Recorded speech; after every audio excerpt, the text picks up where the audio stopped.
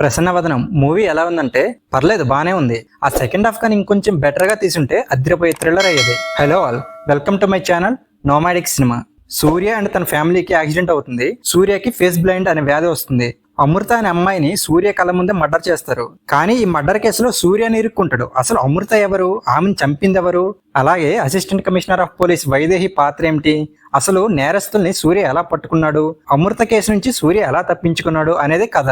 ఈ movie first half వరకు బాగా ఎంగేజ్ చేస్తుంది.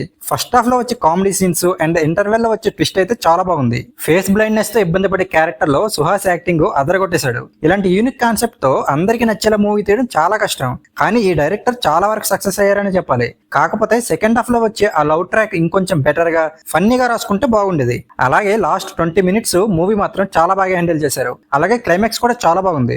ఓవరాల్ గా మూవీ గురించి చెప్పాలంటే మంచి కాన్సెప్ట్ తో ఒక మంచి థ్రిల్లర్ చూసామన్న ఫీలింగ్ అయితే వస్తుంది.